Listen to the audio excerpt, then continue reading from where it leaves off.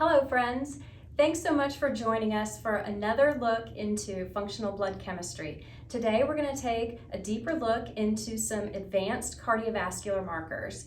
So these are things that you're not going to run on everyone, but there are a few conditions, a few special people that you may like to start running these on, mainly because the medical doctors aren't running these enough. And so you're going to have some people who maybe they have a family history of heart disease, or someone in their family has had some kind of a cardiovascular event, and it's got them thinking that maybe they might be in trouble. And either you want to calm their nerves, or you might want to kind of drive the idea home that they need to be doing more things with their diet, more things with their supplementation, and get their act together. So let's say maybe if somebody has insulin resistance, or if you can just kind of look at them and tell, like if a man has kind of a big belly, or if a woman is working out really hard, she can't lose weight, she might be insulin resistant. Anyone who has pre-diabetes, these kinds of sugar handling issues often go hand in hand with cardiovascular inflammation. Someone who has persistent high blood pressure, and maybe they've already eliminated gluten, and you're trying to make sure that you're doing everything you can to get their cardiovascular system working better, that would be a reason to run a few extra markers.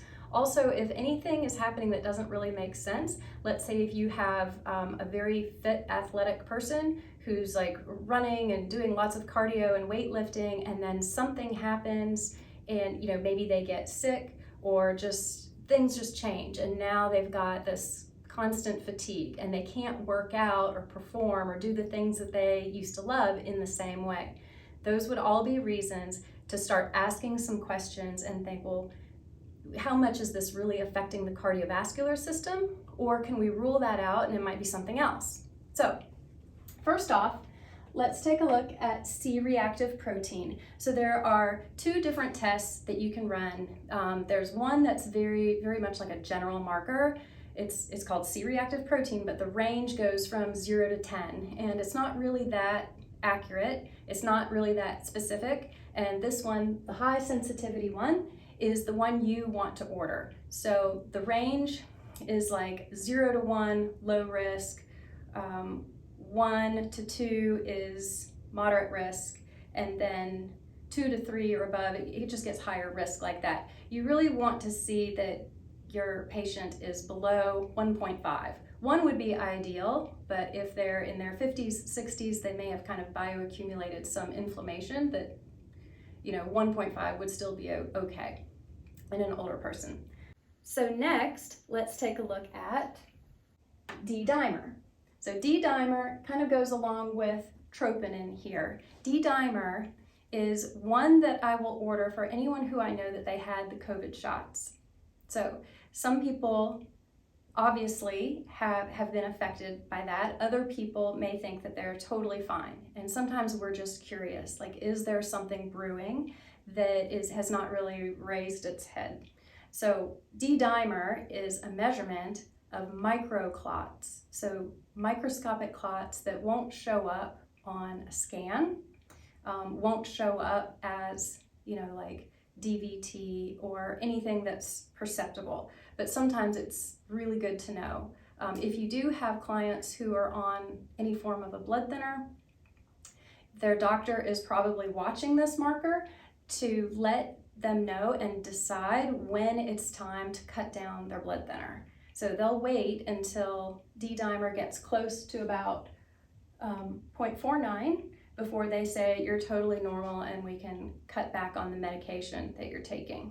So troponin as well, this is a protein that can get released into the bloodstream when there's been damage to the heart tissue. So the goal here is 0. You don't want any of this showing up in the blood, but we know that sometimes things happen and you may get curious about whether this is something that you need to go after for your person. So the troponin number, this can actually go high when there's something like myocarditis. It can even go high when there's simple overexertion. So if someone has gone through a long-term, stage race, cycling, running event, some kind of adventure race out of the country or whatever, you may like to check it and see if there's some evidence of overexertion there. So next, creatine kinase. So this is often abbreviated as CK or CPK, and you can look at it as a very general marker of inflammation. You could order CK total, and that's only a $4 test. CK is general. So again, this is an enzyme that gets released when there's damage to various kinds of tissues. But if you're only looking at CK total, you don't know where it's coming from. So there are 3 other markers that you could look at depending. I mean, your patient will probably give you a good indication where you should be looking, but CKMB is for the heart, CKMM is for the muscles, and CKBB is for the brain.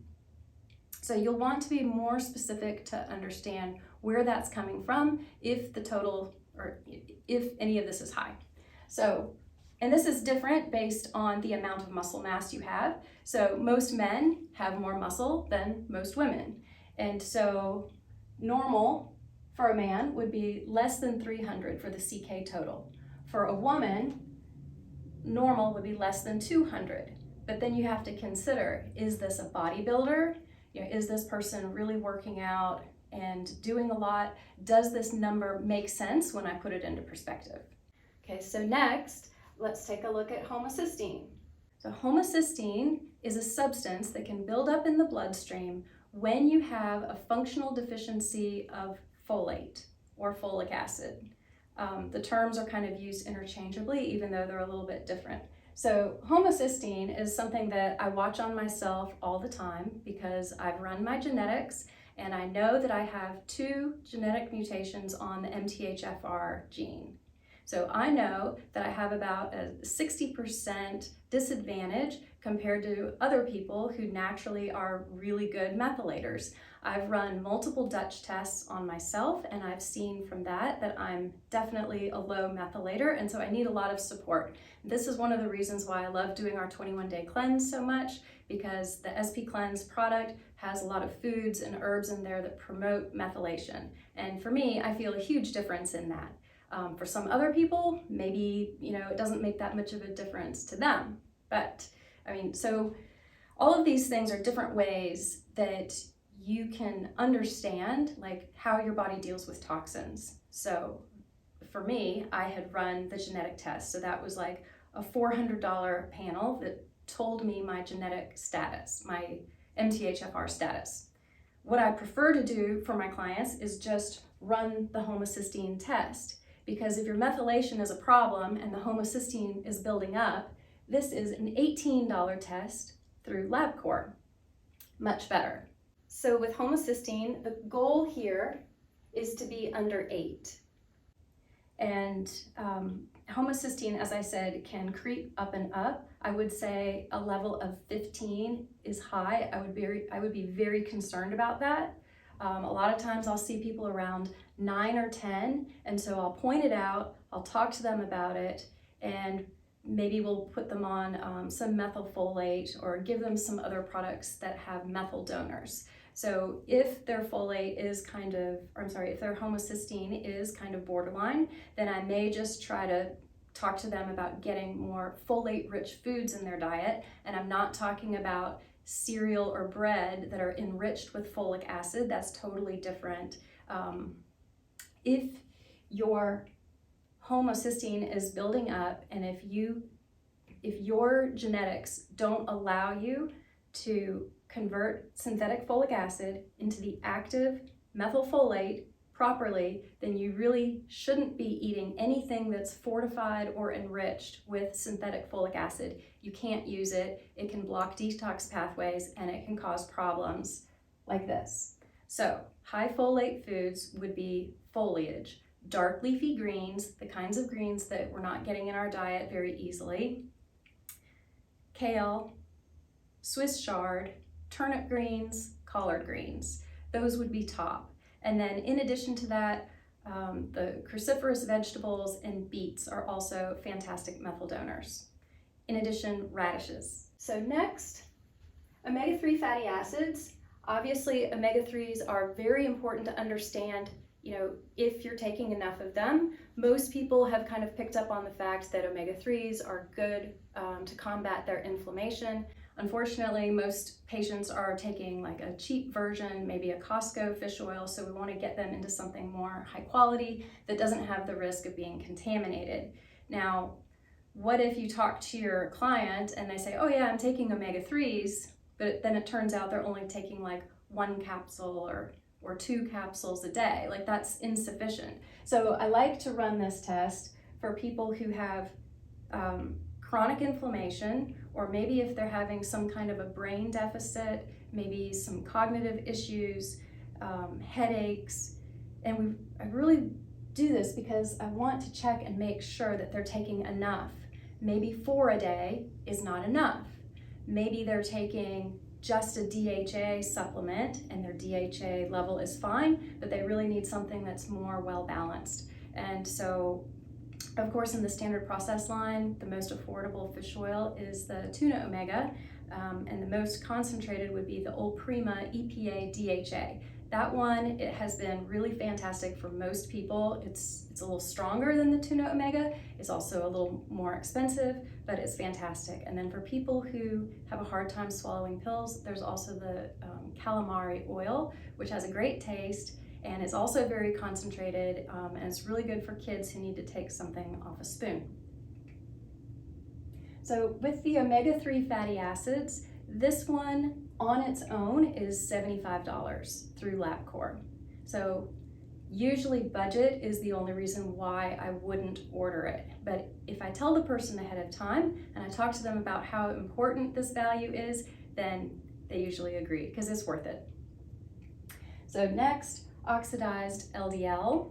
So this is another great add-on if maybe you've already done the NMR, or you've got someone who's had persistent cholesterol issues, they're somewhat insulin resistant, and you really want to take a look at the LDLs, because this is a marker that kind of shows how extensive the inflammation is and how long it's been going on. It's a measurement of oxidation. It's kind of like rusting. It's like the rusting and deterioration of your LDLs.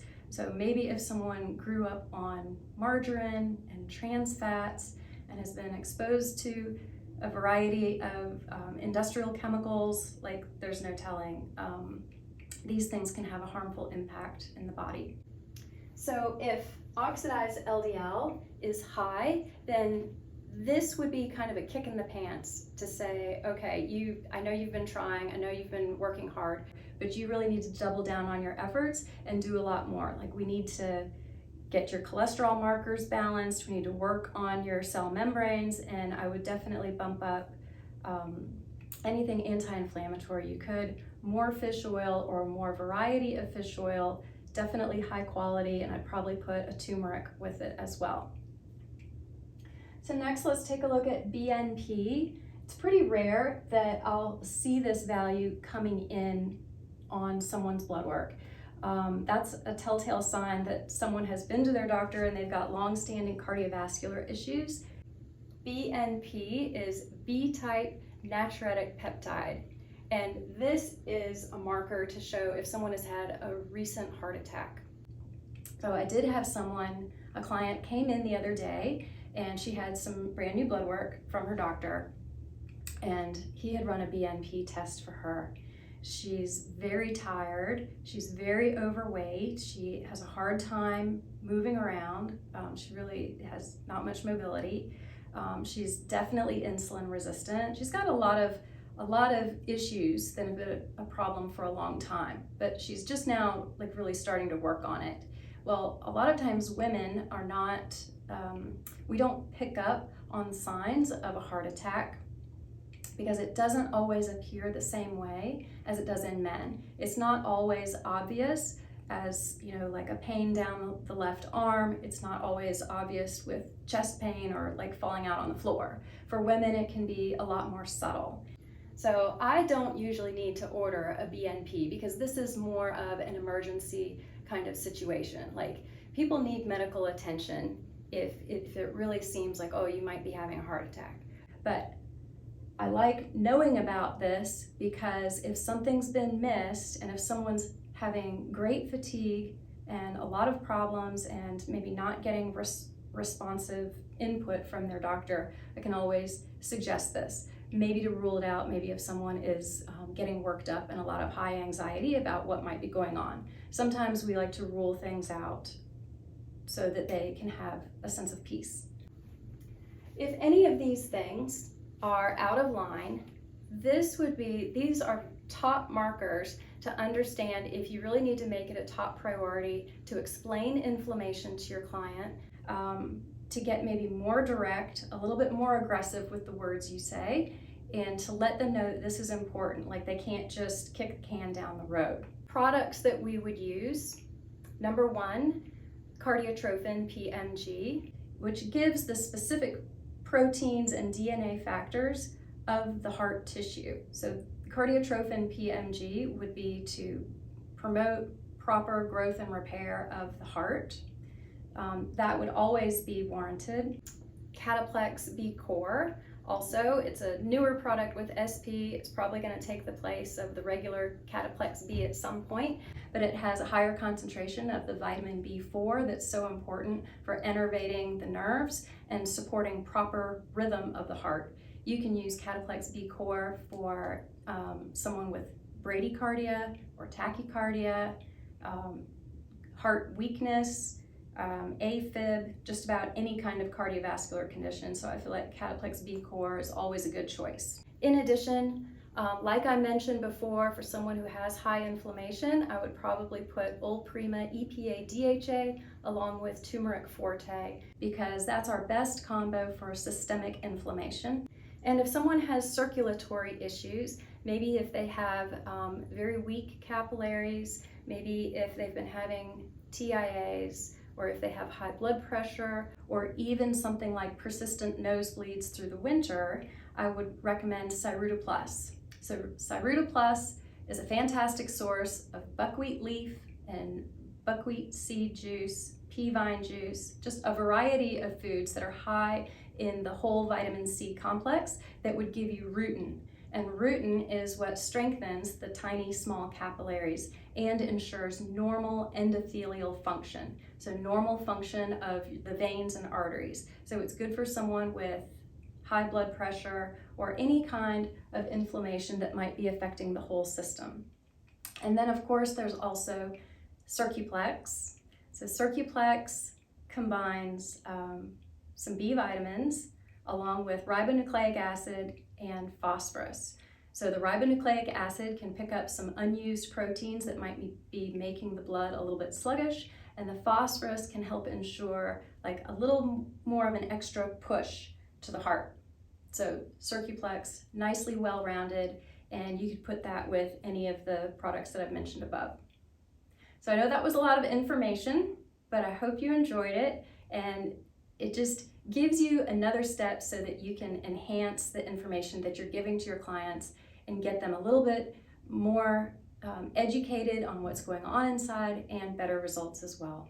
So thanks so much for watching. We'll see you on the next one.